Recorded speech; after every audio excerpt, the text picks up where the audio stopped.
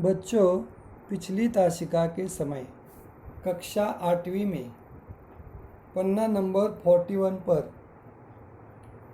पाठ क्रमांक 6 आनंद मठ की ललकार इस पाठ का अध्ययन किया। आनंद मठ की ललकार इस पाठ में हमने आज़ादी की राह पर चलने वाले बंकिम चंद्र चट्टोपाध्याय इनके बारे में हमने इस पाठ के माध्यम से जानकारी ली।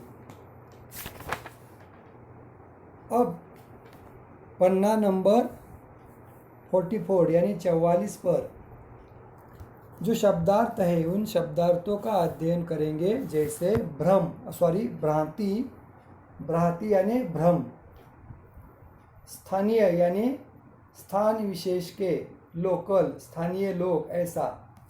भ्रांति यानी भ्रम, स्थानीय यानी स्थान विशेष। शिकंजा फंदा, उल्लंघन तोड़ना, उल्लंघन करना यानी तोड़ना, नियम को तोड़ना, नियम का उल्लंघन करना, ऐसा। प्रक्रिया यानी तरीका, काम करने का तरीका। परिस्थितियाँ हालात, परिस्थिति यानी हालात को बदलने का प्रयास करना। निराधार बिना आधार के, निराधार यानी बिना आधार के। सौहार्द सद्भाव, मन में आए हुए सद्विचार, सद्भाव यानी सौहार्द। हरितिमा यानी हरियाली, खेतों में जो हरियाली होती है ना उसे हरितिमा कहा गया है। सौम्य यानी कोमल, सॉफ्ट, मृदु, मुलायम। झंझावात यानी तूफान। आकांक्षा यानी इच्छा, मन में आए आकांक्षा यानी इच्छा को पूरा करना, आकांक्षा यानी इच्छा। अभिव्यक्ति यानी कथन करना, अपनी बात कहना। इस तरह से इन शब्दार्थों का अर्थ लेने के बाद हम आगे बढ़ते हैं मुहावरे की ओर। यहाँ पे हमें क्या करना है, मुहावरे का अर्थ बताकर मुहावरे का वाक्य में प्रयोग करना है। जैसे धज्जियाँ उड़ाना, टुकड़े टुकड़े करना या फिर अवहेलना करना। धज्जियाँ उड़ाना, टुकड़े टुकड़े करना। भारत के सैनिकों ने चीनी सैनिकों की धज्जियाँ उड़ाई। धज्जियाँ उड़ाना, टुकड़े टुकड़े करना। भारतीय सैनिकों ने चीनी सैनिकों की धज्जियाँ उड़ाई। खून खौल जाना, बहुत क्रोध आना। खून खौल जाना, बहुत क्रोध आना। मोरल अधिकारी पर बंकिम चंद्र चट्टोपाध्याय जी का खून खौल उठा। बंकिम चंद्र चट्टोपाध्याय जी का मोरल इस अंग्रेजी अधिकारी के ऊपर अन्याय के लिए खून खौल उठा। खून खौल उठना, बहुत क्रोध आना। मोरल के रवैया पर अंग्रेजी अधिकारी के ऊपर बंकिम चंद्र चट्टोपाध्याय जी का खून खौल उठा। मात खाना, हार जाना, पराजित होना। मात खाना, हार जाना। भारतीय सैनिकों के सामने पाकिस्तानी सैनिकों ने मात खाई। भारतीय सैनिकों के सामने पाकिस्तानी सैनिकों ने मात खाई। उसके बाद पाठबोध के अंतर्गत जो प्रश्न दिए गए हैं, इन प्रश्नों के उत्तर दे। मौखिक प्रश्न पहले देखेंगे हम। को बंकिम चंद्र चट्टोपाध्याय कौन थे? बंकिम चंद्र चट्टोपाध्याय खुलना जिले के डिप्टी मैजिस्ट्रेट थे।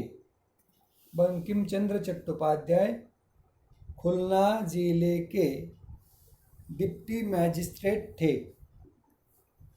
ख बंकिम चंद्र ने मोरल नामक अंग्रेज के अत्याचारों से किसानों को कैसे मुक्ति दिलाई? बंकिम चंद्र चट्टोपाध्याय जी ने मोरल नामक अंग्रेजों के अत्याचारों से किसानों को मुक्ति दिलाई। उन्होंने अपने अधिकारी से लेकर मॉरल इस अंग्रेज अधिकारी के ऊपर कानूनन कार्रवाई कर किसानों को मुक्ति दिलाई। मॉरल इस अंग्रेजी अत्याचारी अधिकारी के ऊपर कानूनन कार्रवाई करके किसानों को मॉरल से मुक्ति दिलाई। ग अंग्रेजी सीखने का भारतवासियों को क्या लाभ मिला? अंग्रेजी सीखने का भारतवासियों को यह लाभ हुआ कि अंग्रेजी से समूचे भारत के बीच जैसे एक सौहार्द भरा संबंध बन गया। समूचे यानी पूरे भारत में। अंग्रेजी सीखने से यह फायदा हुआ कि प्रांतीय भाषाओं की बाधा के बिना अंग्रेजी से समूचे भारत के बीच जैसे एक सौहार्द भरा नाता संबंध बना। उसके बाद बंकिम चंद्र ने अपने प्रसिद्ध गीत को जन जन तक किस प्रकार पहुंचाया? बंकिम चंद्र जी ने अपने प्रसिद्ध गीत जन जन तक पहुंचाने के लिए उन्होंने आनंद मठ नाम से एक उपन्यास लिखा। यही उपन्यास उनकी इस कविता के लिए माध्यम बन गया। कविता थी वंदे मातरम। सुजलाम सुफलाम मलयज शीतलाम शस्य श्यामलाम मातरम वंदे मातरम। बंकिम चंद्र ने अपने प्रसिद्ध गीत को जन जन तक किस प्रकार पहुंचाया? बंकिम चंद्र जी ने अपने प्रसिद्ध गीत वंदे मातरम को उपन्यास के माध्यम से बंकिम ने आनंद मठ नाम से एक उपन्यास लिखा। यही उपन्यास के माध्यम से उन्होंने वंदे मातरम ये गीत लोगों तक पहुंचाया। इन शब्दों का शुद्ध उच्चारण करें। इन शब्दों का शुद्ध उच्चारण करें। यहाँ पे पन्ना नंबर 44 पर जो शब्द दिए है उसका सुस्पष्ट आवाज में उच्चारण करना है। जैसे धज्जिया, स्थानीय, अवहेलना, आतंक, शिकंजा, टिप्पणी, गंभीर, त्यागपत्र, प्रक्रिया, आत्मविश्वास, समृद्ध, परिस्थितियों, व्यवस्था, निराधार, हरितिमा, अलौकिक। इस तरह से इन शुद्ध शब्दों का उच्चारण आप स्वरों के माध्यम से अच्छी तरह से कर सकते हैं। जैसे धज्जिया, स्थानीय, अवहेलना, आतंक, शिकंजा, टिप्पणी, गंभीर, त्यागपत्र, प्रक्रिया, आत्मविश्वास, समृद्ध, परिस्थितियों, व्यवस्था, निराधार, हरितिमा, अलौकिक। आगे का उपप्रश्न मौखिक। च पाठ का मौन पठन करने के पश्चात वह अंश उच्च स्वर में पढ़े जिसे पढ़कर आपको बहुत आनंद आया हो। जैसे पन्ना नंबर 43 पे मुझे इस वाक्य यानी अनुच्छेद को पढ़कर आनंद लगा। जैसे यही है भारत माँ का असली चेहरा, कितना सुंदर, कितना सौम्य। उनके मस्तिष्क में विचारों और शब्दों का झंझावात चल रहा था। उन्होंने विचारों को वाणी दी। डैश डैश कहा, वंदे मातरम, सुजलाम सुफलाम मलयज शीतलाम शस्य श्यामलाम मातरम वंदे मातरम। इन विचार शब्दों को झंझावात के माध्यम से सुनकर मुझे बहुत ही आनंद आया, अच्छा लगा। पन्ना नंबर 45 पर लिखित प्रश्न है। इन लिखित प्रश्नों का हम क्या करेंगे? उत्तर देखेंगे, सुनेंगे। लिखित प्रश्न क, मोरल कौन था और उसने क्या किया? मोरल नाम का एक अंग्रेज अफसर था और उसने अंग्रेजों का नाम लेकर किसानों पर अन्याय अत्याचार किया, उनकी अवहेलना की। और यह बात जब बंकिम चंद्र जी को पता चली तो उन्होंने उसके खिलाफ कानूनी कार्रवाई का शिकंजा कसा। मोरल कौन था और उसने क्या किया? मोरल अंग्रेजी नाम का अफसर था और उसने कानून की धज्जियां उड़ाते हुए किसानों पर अन्याय और अत्याचार किया था।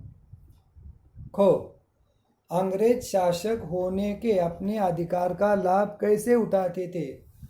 अंग्रेज शासक होने के कारण वे अपने अधिकार का लाभ उठाते थे, जैसे लोगों के लिए नियम भी बनाते थे और उन्हीं नियमों को तोड़ते भी थे।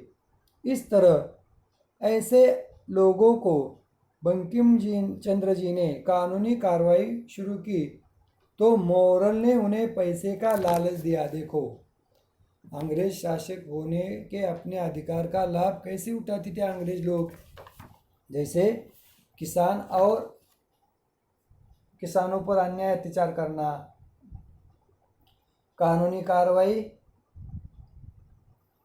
के माध्यम से अन्याय करना। मोरल अपने अंग्रेज होने के गर्व में हिंदुस्तानी मैजिस्ट्रेट के ऊपर अन्याय करते थे।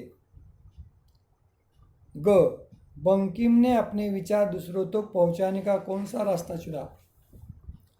बंकिम चंद्र चट्टोपाध्याय जी ने अपने मित्रों से उन्होंने यही कहा, अभी वे इस कविता के असली महत्व को नहीं समझ रहे।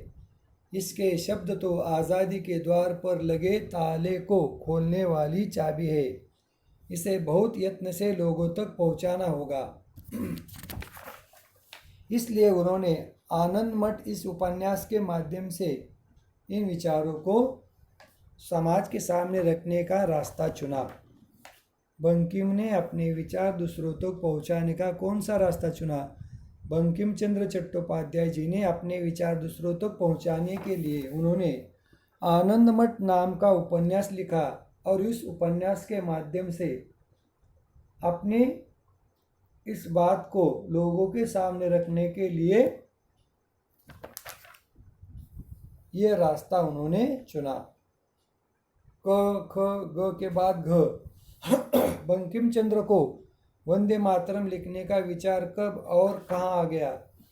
बंकिम चंद्र चट्टोपाध्याय जी जब ट्रेन में बैठकर फसलों से लहलहाते हुए खेत हरितिमा के बीच से गुजर रही थी ट्रेन, उस हरितिमा काल समय सब कुछ भूल बंकिम प्रकृति के सौंदर्य में इतने खो गए कि उनकी विचार श्रृंखला भी इस अलौकिक दृश्य से प्रभावित होकर दार्शनिक होने लगी और कहा, यही है भारत माँ का असली चेहरा। बंकिम चंद्र को वंदे मातरम लिखने का विचार कब और कहाँ आया? बंकिम चंद्र चटर्जी जब ट्रेन में बैठकर सफ़र कर रहे थे, लहलहाते हरितिमा वाले खेत का दृश्य देखकर उनके मन में विचार आ गया, यही है भारत माँ का असली चेहरा, कितना सुंदर, कितना सौम्य। उनके मस्तिष्क में विचारों और शब्दों का झंझावात चल रहा था।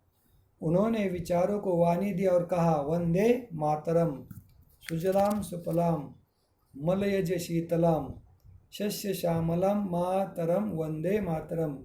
यह राष्ट्रगीत जो है ना, बंकिम चंद्र चट्टोपाध्याय जी ने लिखा है।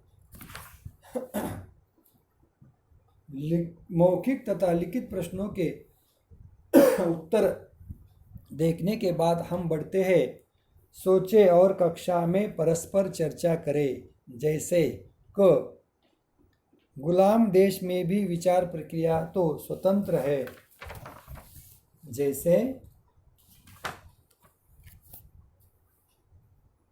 इससे लोगों का कुछ तो भला होता ही है, पर देश को आज़ाद कराने के लिए वे क्या करें। सोचते सोचते उन्हें लगा कि गुलाम देश में भी विचार प्रक्रिया तो स्वतंत्र है, यानी गुलाम देश में भी विचार प्रक्रिया तो स्वतंत्र है। जैसे अंग्रेजों के भारत के ऊपर राज करने के माध्यम से उन्होंने भारतीयों को अपने स्वतंत्र देश में उन्होंने गुलाम बनाया था, इसी का विचार करते हुए बंकिम चंद्र जी सोचते सोचते उन्हें लगा कि गुलाम देश में भी विचार प्रक्रिया तो स्वतंत्र है।